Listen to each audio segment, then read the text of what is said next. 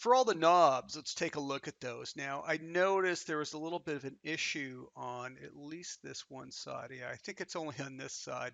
It looks like I managed to bump them out of place a little bit. So what I'm going to suggest that you do is you select the knurled bit.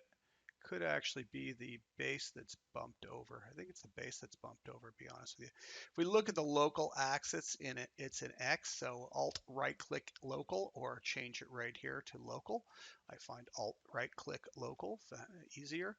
It looks like looks like the knob part got pushed over a little bit. It's not centered on here. So I'm just going to go Alt A turns on the align, and I'm going to click on the knurled bit and turn off X and Y in the position here. We don't need it. We just need the X, and you can see it just jumps back over into place, and it's in place. Okay, so now that it's in place, let's take a look at which ones we want to, sort of investigate first. That'll be these. So I'm just going to isolate that with Alt Q or Control Alt Q, and we'll go down to the bottom of the stack, and that is it. It is just a simple spline with a lathe modifier, and I've utilized a couple of tools, for instance, like fillet. So, if you want to round off one of these corners, you could go fillet and it would round it off. Now those have Bezier handles on them. I find that the handles will run into each other. So what you really want to do in any hard corners is turn them to corner, and then you can do a fillet on them, and they'll should work. Now these are probably so small, maybe that's what's going on. They're so tiny in the scene. So I'll just do it from here. I'll just do it. Yeah, it's such tiny. The drag method is so small. So the fillet method would be tiny. So you can see that it's just rounding it off. But, if I put in a value like 0.01 or something, you'd get a small round in there. So that's how I've modeled that. It's really simple. Started with a rectangle, cut the rectangle in half so that my pivot point was in the middle. Okay, so it's in the middle. And then I just went to town shaping it, and I put the lathe modifier on it. It lathed it out. I changed the segments, in this case up to 24. And of course, the best way to unwrap it is generate mapping coordinates. That is that. Now I've got an array modifier on top to array it out again into many. You could use instances instead of the array modifier if you wanted.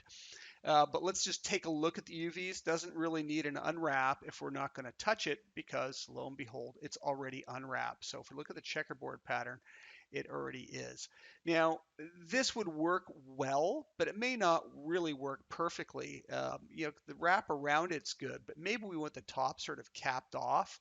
And so the easy way to do that, I'm going to go 2 on the keyboard to get into my sub-object um, edge, and I'm going to just double click on that ring right around there. Okay, and you can see it's that edge loop there. Just right click break, or you can hit the break button right here, either place.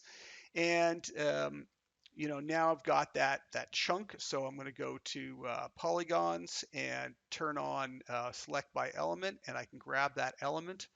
And now you can go ahead and just remove, so these are all seams here, right? So we want to get rid of all seams. The easiest way to get rid of all seams is just do a quick planar map on it. So it kind of, just plows it on from the top. You can see this gizmo here. So it's just projecting the normals in from the top, which means we're going to get stretching on the sides. That's fine. I'm going to go ahead and just hit, I have pack on and just hit the unfold peel, and there you go. It's peeled flat perfectly. So the top is now peeled flat. Sides are nice. We may not even need the bottom. I mean, it might have been one of those things we could have deleted the bottom. It wouldn't have been a big deal. Another way to select all of that bottom is we can go by select by planar angle. So anything under 15 degrees will get selected. Didn't have to select all the points, just turn on select by angle. That's in editable polys as well. That selects all these pieces. So if I really want to do these, planar map the bottom, that's done. It was flat. So I could just grab everything again and go ahead and peel it again if I wanted, or I could just peel this element. Don't need to peel the rest, and then pack them if I didn't want to disturb the others, and just hit the pack button. There you go. That button's done. Okay, which means all of the buttons are done above this on the rave modifier. Now, with most of these, we're going to want to go ahead and just say collapse to on these. Don't show this message again. And now they are all unwrapped, okay, because I collapsed it down into the base. In this case, it became an editable mesh for some reason. I think the unwrap was doing that because there wasn't a poly to begin with. Doesn't really matter for you guys' purposes. So that one's done. So I'm just going to show that again. Now we want to do this little knurled piece. I'm just going to isolate that and we'll take a look at how that was done. I think I said it was done with cylinders. Well, it could be. I started with just a circle, so a spline circle. I threw an edit spline modifier on it and cut it in half. So I just deleted half the edges. Now, if you notice when I get too close, it vanishes. That's due to viewport clipping. On a perspective, we're going to go viewport clipping and just drag this bottom one down. We'll be able to get closer to it now in the viewport. We'll be able to zoom right up on it.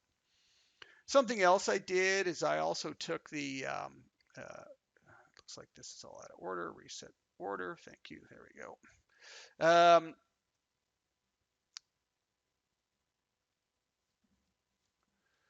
So I deleted half of it, and under circle down here, I actually went and turned the interpolation steps down so that I didn't create too much geometry. If you look at the end result here, it's going to create a lot of geometry around here. So I took the interpolation steps down to about 2, and that's plenty. I mean, you don't need any more than that, okay?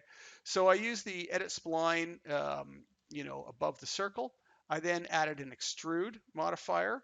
Okay, so it is now extruding it, show end result off. So it's actually just that. Okay, so it's extruding this piece out. Extrude, guess what? Generate mapping coordinates. That's simple. That's all I had to do was generate the mapping coordinates and set it how long I wanted. Array modifier, and that's set to radial and played with some settings, and I get this radial all the way around. Now, something to note, if we take a look at the UV unwrap on this, it's a bit of a mess. So each piece is unwrapped. Just go 3 on the keyboard, and you can just go Control A to select all the polygons in it. And let's go ahead and just pack those so they're all packed. You'll see that there are a lot of them. Okay. Now we might want to also do an old unfold and pack. There are a lot of them. Does that work? Sure. But if you're going by the idea of having less, seams, or you want less pieces in there, although this wouldn't matter because you'd never see the seam in between. You just wouldn't notice it. So does this work? Sure, there's nothing wrong with it. We can paint on all these. But if we wanted to correct this and make it look a little bit neater, let's just blow away the unwrap. And above the first array, which creates this array, okay, what we're going to do is we're going to add a vertex weld modifier. And lo and behold, everything vanishes and you go, well, that's no good. Weld threshold, this piece is so small, the weld threshold is going to have to be really low. I think probably something 0.005. And if we look at that edge, if I turn it off, you can see they're overlapping each other. Now, if you get the array even closer in size, it may get those, and that array value could be even smaller, or the weld threshold could be even smaller. But that's working fine. It's not welding anything we don't want. So it's welding all those pieces together. Unwrap modifier again now. So we still have all those seams, okay?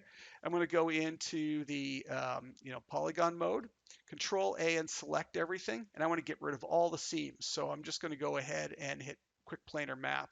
So there's the Quick Planar Map now with all the with it all put together. The outside green stays as a seam because it's the edge of it.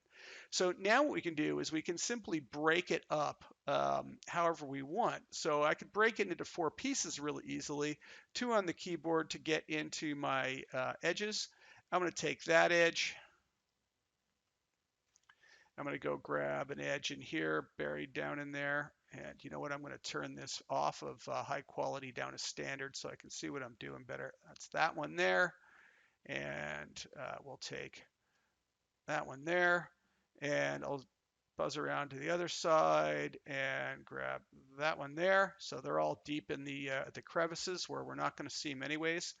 At this point now, I'm just going to go break, and again, or you could click on break here. So it's breaking them up. Back to polygon mode, Control A to make sure they're all selected. I'm going to go ahead and run a quick peel. Done. That's it. Perfect UVs. So some of this stuff isn't all that hard to unwrap. So once again, I would, now that this is completely finished and ready, and it's been approved for the model, I may collapse this, and I'd go, alt right, or sorry, right click and collapse to. But if I don't know that I'm not 100% finished with it, I think I'll leave it for now, just in case. So the top array modifier then arrays it out. Means when I texture one, I texture all of them. Okay. Now that may not look exactly the way you want. This is the same on other pieces. You might want to end up with sort of being able to paint on individual ones differently. So all you got to do is just simply stick another unwrap on top, grab them all, the polygons, 3 on the keyboard, Control A, select them all, and I'm just going to hit the pack at this point, and there they are, all packed together separately, so I can actually go ahead and work on all of them. It's that fast and that simple. Okay, and at that point, then I may decide to, collapse all of this. But again, I'll tend to leave things until the absolute last minute. Same thing applies for these buttons. They were built with splines, so all of these buttons and a lot of these parts, all of these tubes were built with the lathe modifier. All of them apply exactly the same way to be able to unwrap them. Okay, there you go.